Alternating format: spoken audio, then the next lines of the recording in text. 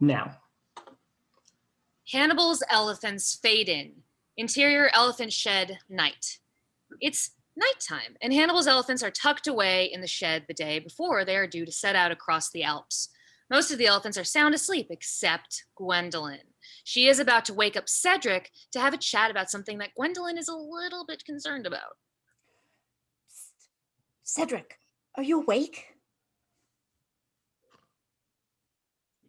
Huh? What? Cedric, I need to talk to you. Oh, Gwendolyn, let me be. Oh, I'm so tired. It's really important. Are you awake?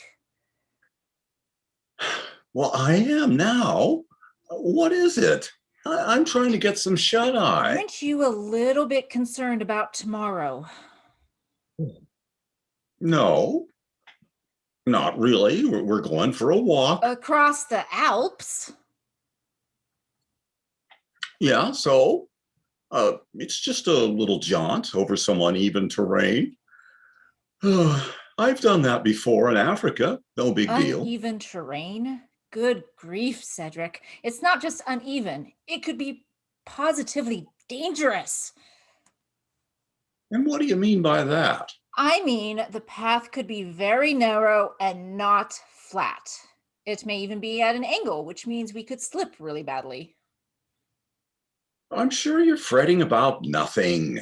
Where are you getting these ideas from? From Steve. He says he knew someone who did the same route and didn't make it back. Steve exaggerates everything. You know that. Just last week he said we'd be gathering a little bit of hay. Huh, was he wrong? We each got 6 bales. I couldn't finish. Oh, I was so full. Didn't it occur to you that perhaps they were fattening us up for a reason? No. Why would they do that? Perhaps because we are going to exert ourselves beyond anything we've done before. Oh, Gwendolyn, sometimes you really let your imagination fly. I really have a bad feeling about this. I mean, we've done some really tough things getting this far, and we're still okay, right? Yes, we have done some tough things, but what Steve told me has my trunk in a twizzle. Remember you told me you hated water? Yeah, and? And we crossed a huge amount of water to get here. You didn't bat an eye. I wasn't batting an eye because I was hurling so much. I must have lost about 200 pounds on that trip. Yeah, you really slimmed down. Those randy buggers were all giving you the eye. Really? They're such pigs. No, they're just red-blooded elephants in heat. And now? Well, now that you've put it all back on, they're a bit reluctant. Bloody typical. So in order to get attention, I have to be seasick. Great. It's unfair, I know, but that's life. Sucky, that's what it is. A lot of those guys have told me you think you're so superior. What? Because I read books? Well, perhaps, but they think you're a little bit aloof. Whoa, big word. That must have taken many, many brain cells for you just saying the word. Just the messenger, Gwendolyn. Just the messenger. Yeah, all right. But you're changing the subject. Not really. I just wanted to point out that you've endured some tough conditions before, and you're hard to understand. Cedric, I'm not sure you're quite aware of what we're going to endure in the next couple of months. Okay, Gwendolyn. If it's going to make you feel better and allow me to go to sleep, what's on your mind? Okay, so we're going to be dressed up in our war regalia and then start our trek to goodness knows where to terrorize some people that Hannibal doesn't like very much. Yes, so what? And that Hannibal, he's a crazy dude. Did you know he eats the brains of people he doesn't like? I mean, man, that's nuts. Now, where did you hear that? In a news tablet I just so happened to read. Apparently, he liked to eat brains with fava beans, Brussels sprouts, and a glass of Chianti. What poor taste. Brussels sprouts? Yuck. That's it? Brussels sprouts makes me thankful I'm an herbivore. Brains. Ugh. That's not true. That's a different Hannibal. Some psycho witch doctor in the New World, something like that. You really have to stop gossiping with Daphne. Whatever. But I'm not a war elephant, and I really don't like climbing mountains. Now, where do you hear that we're going to be climbing mountains? The Alps, Cedric. They're mountains. Bloody big ones. They're mountains? Yes. What did you think they were? A series of lakes and meadows, perhaps? I was hoping, but I didn't think they were mountains. That puts a whole different perspective on things.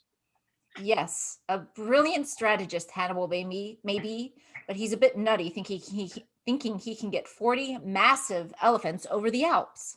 Well, that's true, but then whoever he's trying to get a one up on, they're not going to be expecting that, right? Well, that may be the case, but I'm not really up to terrorizing. I came from the circus. I don't terrorize, I please. Tony over there terrorizes. He's got dirty, great big tusks, which I'm sure help.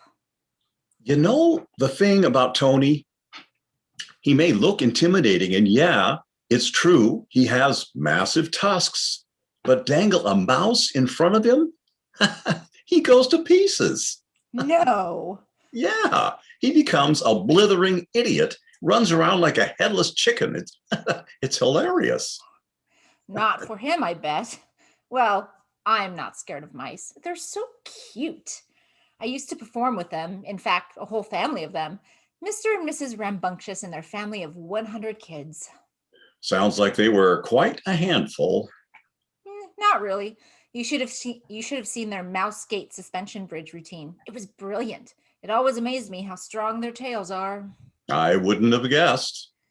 Not sure how the little ones felt with butts sticking in their face, but it was a living. I myself am not into mice. Nasty little creatures and such a bad attitude. They strut around like they own the bloody place. Well, I get on with them.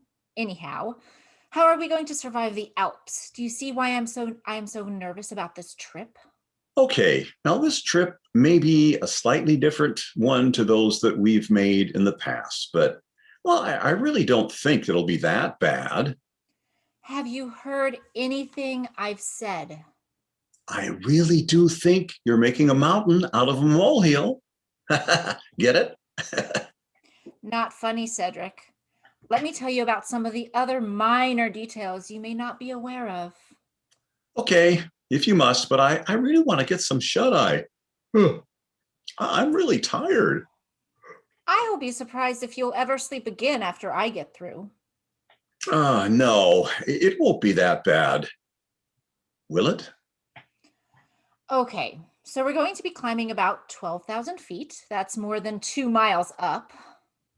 2 miles upwards? Well, not sure I could do that, but 2 miles, well, should be a cakewalk.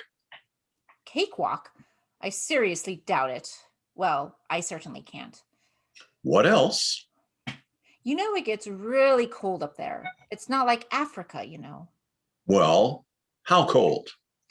Well, using a figure of, say, 2 degrees temperature drop per 1,000 feet, and let's say it was 10 degrees Celsius here in New Carthage, that would mean minus 14 degrees when we get to the top. Good grief. Gwendolyn, how do you know such things? I read books, Cedric, and I have a terrific memory. Obviously. And at night, it could get even colder. Damn. I hope they give us something to wear. All we have is our battle regalia. That's not going to keep us warm. It's got all sorts of holes and gaps. Well, perhaps if we keep moving, we'll keep warm.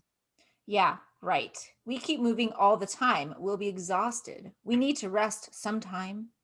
Now, why couldn't Hannibal have used camels? Good point, Cedric. But they're hardly terrifying. Not true. I got close to one once. I got the willies when it spit and sneezed. So you're expecting one of Rome's greatest strategists to rely on the off chance that 40 camels spit and sneeze their way through a battle. Well, it's a thought. Perhaps they could spread a ton of pepper in the air before the battle. Really? Well, just saying. Oh, and their humps, which hold a ton of water, would freeze at altitude. They'd just be carrying bloody great big ice cubes up the mountain.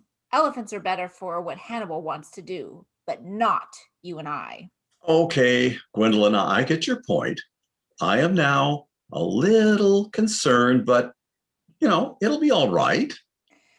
Well, I am not such an optimist.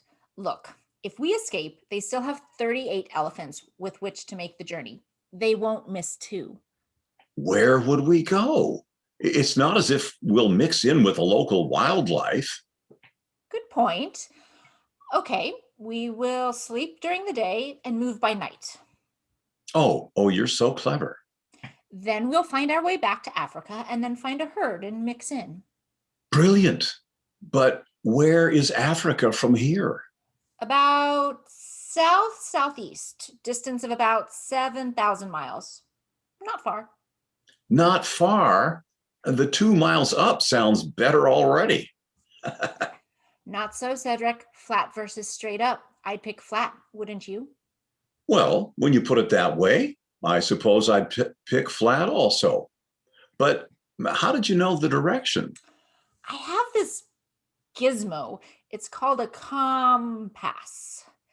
Apparently, it shows direction. And however did you get this compass? Well, I met this guy and he started talking to me. This was back when I was in the circus. You mean this guy you met could talk elephant? Yeah, amazing, eh? He had this thing in his ear. He called it the sable fish or babble fish or some such thing. It allowed him to understand me, and he put one in my ear so I could understand him. It worked. Whoa, you come across some really weird dudes. No kidding. Well, he said he was from the future and that this may come in useful someday. Could that moment be now, do you think? Well, it could be. He said I had been selected to go with Hannibal, but he also said that from what he knew about history, only 38 elephants made the trip. Get that? 38. And you believed him. You're such a sucker. Perhaps you're talking out of your compass. Not so. He told me I was cute, and besides, I have this gizmo. There are 40 elephants, and we're not meant to go. That makes it 38. It's so obvious, Cedric. You are cute. Well, if you say this is meant to be, okay, sounds like a plan. Aw, shucks, Cedric. I didn't know you cared. All right, then. It's settled. Let's go. Okay, I'm ready. Let's go. Should we take something to eat with us? A bale of hay, perhaps? Good idea, Cedric. The two elephants, Gwendolyn and Cedric, quietly untether themselves and make their way to the bales of hay. Each elephant grabs one bale of hay very carefully and attaches it to the hook of the harness fitted around the neck. Done. Are you ready, Gwendolyn? Yes, indeed. Let's go. Fade out, the end.